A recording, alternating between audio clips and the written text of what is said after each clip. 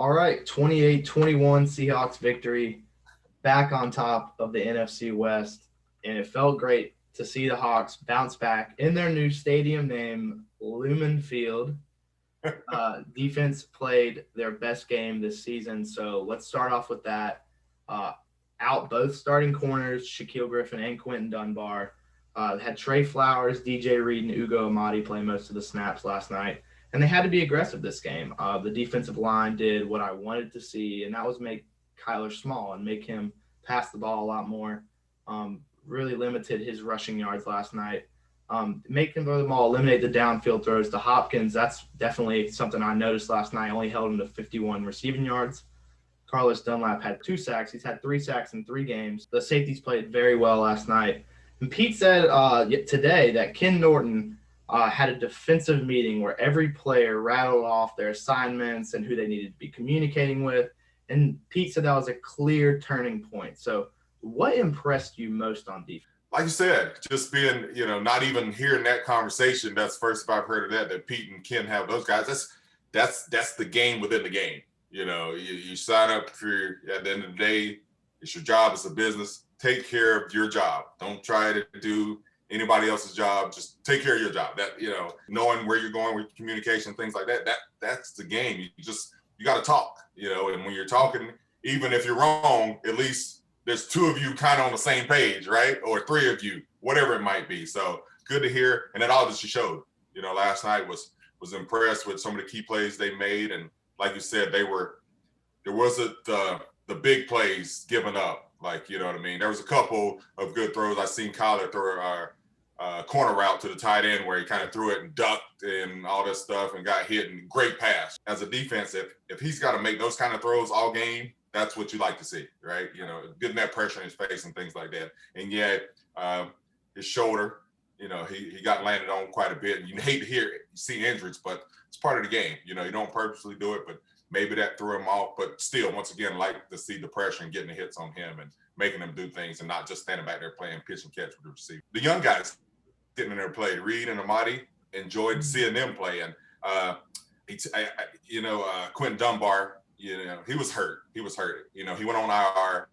They were throwing 8 outs, 10-yard outs, things like that. And he was not able to, break on passes and play the ball and things like that. So I get he was, a top-ranked guy and coming in, but a hurt guy is a hurt guy. I'd rather have a young guy who's fresh and at least he's tackling and playing. So those guys, got in and played, and it showed, and so that's good to see. And maybe that's that turning point we needed. I expected this turning point last week against the Rams, but it didn't happen. But, they made up for that loss earlier in the year. Absolutely. And I wanted to key in on some things you said. Kyler's shoulder, that was big. I saw that early on. I was in the first quarter when we were getting a lot of pressure from Dunlap, was getting pressure very early on, all game really. Collier got a sack at the beginning of the game. Puna Ford, Damon Harrison, he got elevated to the roster again for this game, and he's been playing his butt off. He's been Kyler Murray, we kind of, with the injury, you hate to see that, but we eliminated that deep throw to Hopkins because I think when that injury happened, they started to play a little bit off, let Kyler have these little dump down passes, because that's when Larry Fitzgerald really started. He had 82 yards last night, so he got a lot of catches. So we really limited Kyler's down the field throwing. And we saw that big hit by Quandre Diggs on Arnold last night, and that was electrifying. I mean, the 12s would have been going nuts, I feel like. But That was like those plays right there, like making Kyler scared to throw it deep.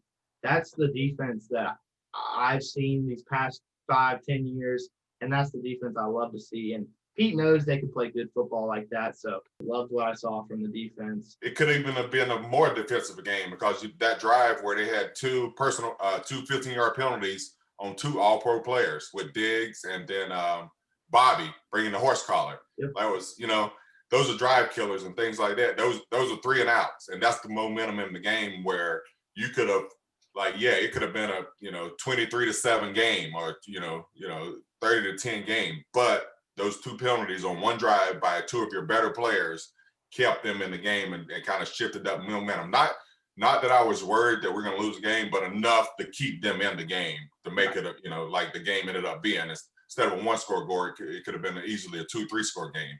and the Right, difference and in yet points. to top on that, I mean, the extra point, Myers, he barely missed it, and that Yes. would have been a huge. We would have been up by 8, would have been in a more comfortable state because that's in the fourth quarter. I really started to get nervous.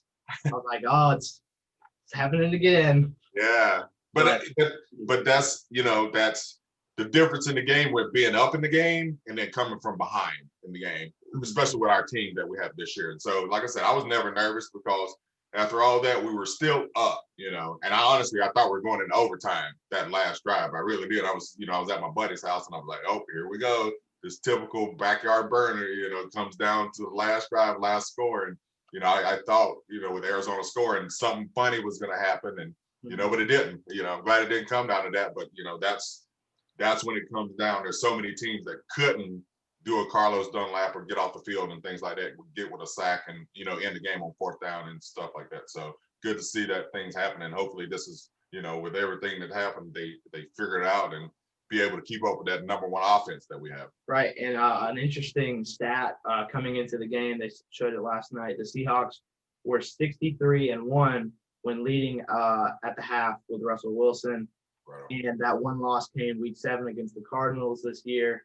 So I think that was a big stat. When I saw they were leading at halftime, I was a lot more comfortable, and that they got that safety. That was huge play with the false starts back to back. Yeah. But or the hold on Jerron Reed. I mean, he was also somebody that I didn't point out. He played very well. But yeah, definitely impressed with the defense. Glad to see they're doing this. Glad Ken Norton got them back on the right page, and everything's good there. So let's switch paces here to the offense because they played very balanced. 31 runs, 28 passes. Russ made little to no mistakes except for that scary toss play in the fourth quarter. DK, he was making Pat Pete look silly. After the game week 7, he basically was shattered by him the whole game. Kyle Locklear, he played with an injury, and he still went 9 targets for 9 receptions and a touchdown. And I think when the offense has a quality running back, like you said before we started, they can rely on like Carson and Hyde. That's when the offense feels a lot more comfortable, and you can even see it out there that they're mixing up their Russell had a couple plays where he on very short yard downage, he would look like he was calling an audible because they looked like they wanted to throw the ball, but they would end up running it and giving it off to Hyde. He was able to truck over somebody and get those big yard gainage.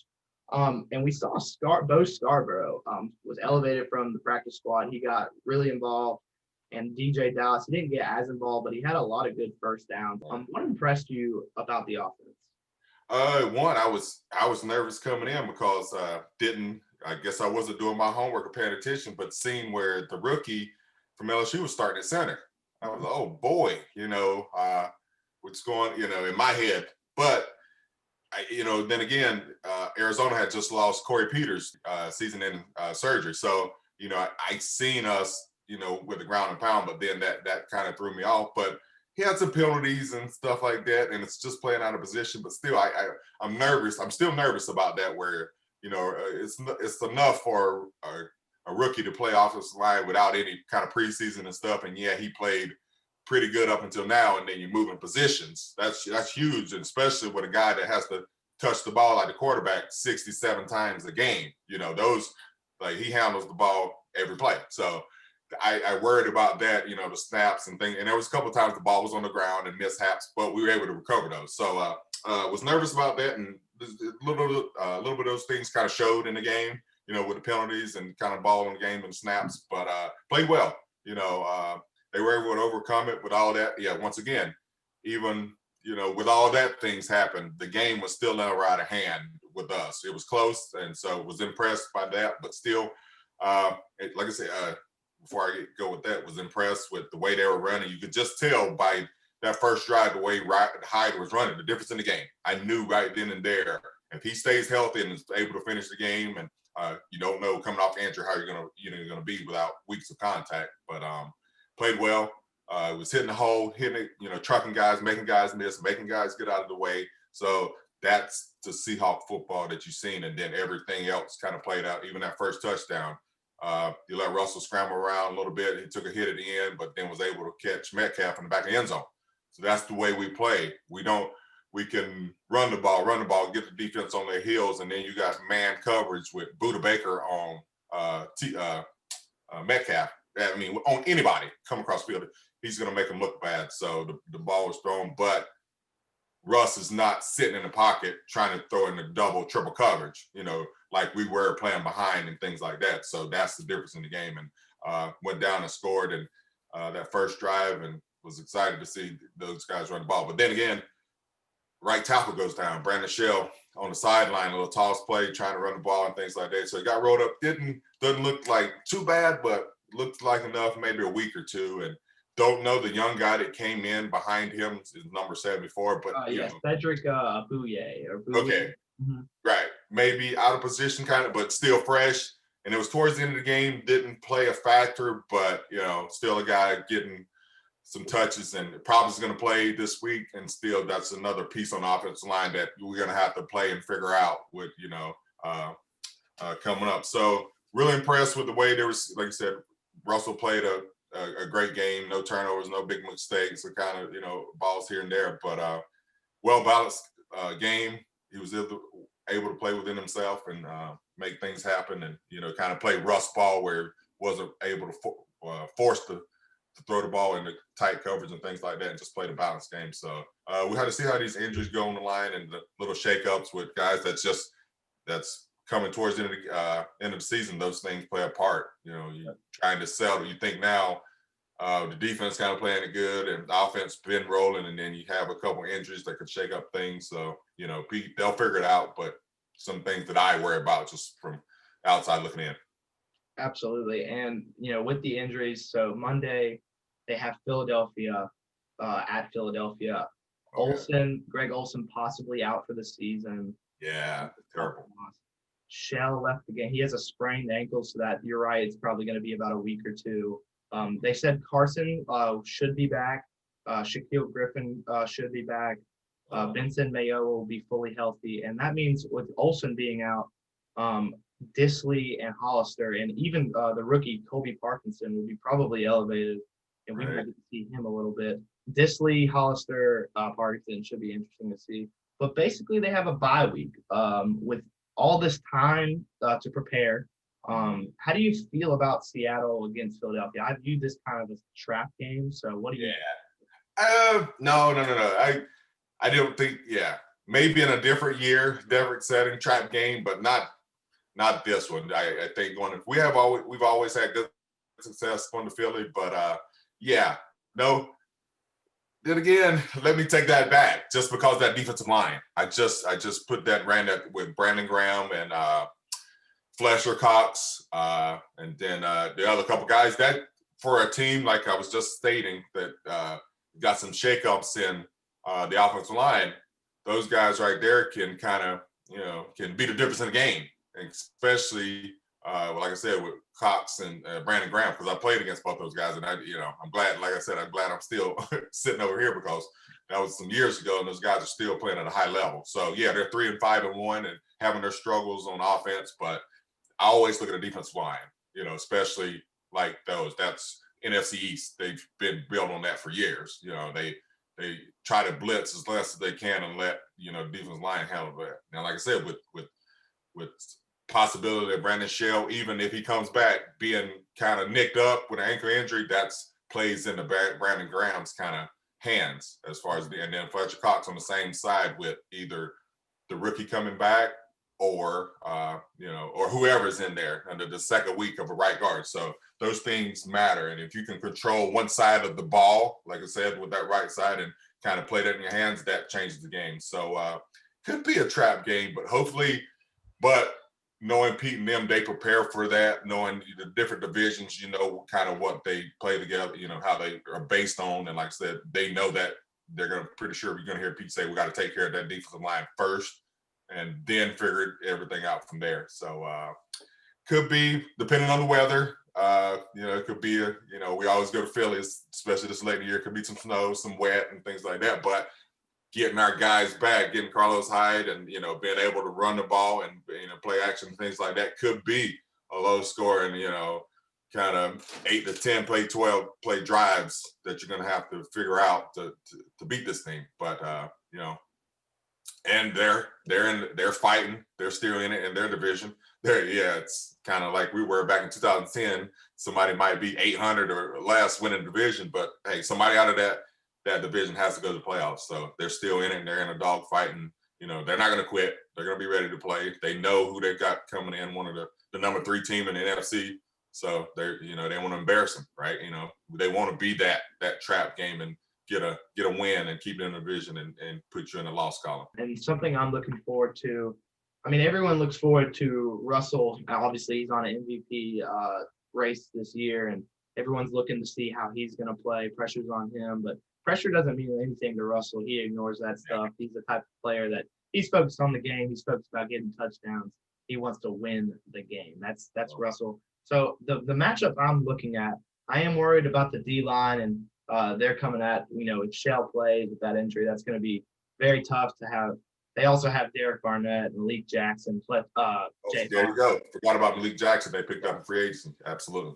So that's a very, very stacked D-line. They're very good depth there for them. But I'm looking at Darius Slay here. He's their number 1 corner on the Eagles. So, Metcalf, it's been a lot about Metcalf matching up with these elite corners this year, Stephon Gilmore, Tre'Davious White, and now last night again, Patrick Peterson.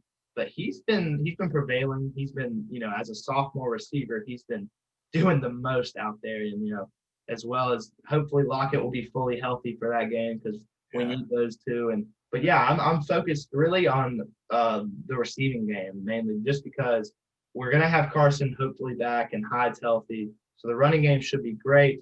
I want to see what these tight ends can do, especially Parkinson, because I've heard a lot of word around him in practice. He's been a good blocker. He's 6'7". He's the tallest tight end on the roster. Yeah. I'm excited about this game against Philadelphia. I mean, we played them in the playoffs last year, so we've got a little bit of bad blood, a little bit. Yeah. So, do you see this as kind of a little bit of a rivalry game? I do. There's been some, and it's always been a kind of defensive battle, going up to Philly. There's been some low scoring games and things like that. But yeah, it's got to be.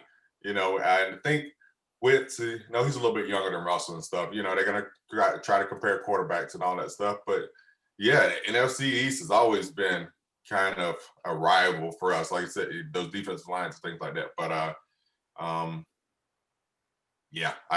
I expect us to go up there and win, and unless something crazy happens. Like I said, and I was talking to my buddy last night. I was like, we go back and we talk all these crazy things about Seattle and all these things going on. We're still 7-3. Like we're number 3, right? With all the crazy stuff that could be happening. Number 1 offense, and then dead last in defense, and all the other crazy things. But you're still 7-3, and I'm pretty sure that's what they're putting up, in the locker room and things like that. Because when you're playing, you don't listen to the outside world anyway.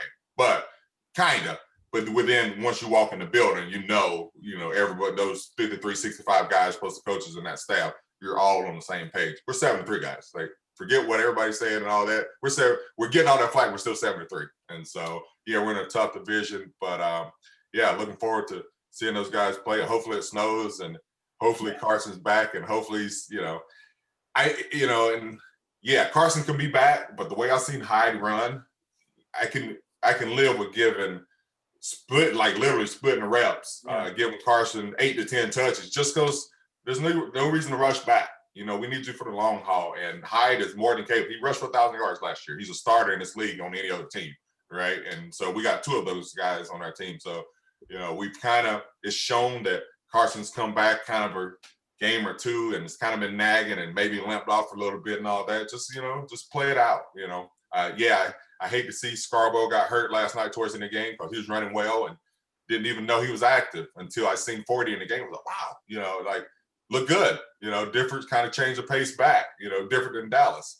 And he kind of tweaked, looked like maybe a hammy or groin or something last week. So running back, he's probably going to be out a few weeks, but Hyde looked good. He looked good, and let him take more of the carries and kind of ease Carson in there and just see how it goes, because we're more than capable with our offense of scoring points. We score enough points. We got the offense to do that, whether it's throwing the ball, running it, play action and things. Even for Greg Olson, he went down, but we got a plenty of power on offense to keep, you know, the ball moving and scoring. So once again, it comes down to our defense and how well they're going to play and how many points do we have to score to win.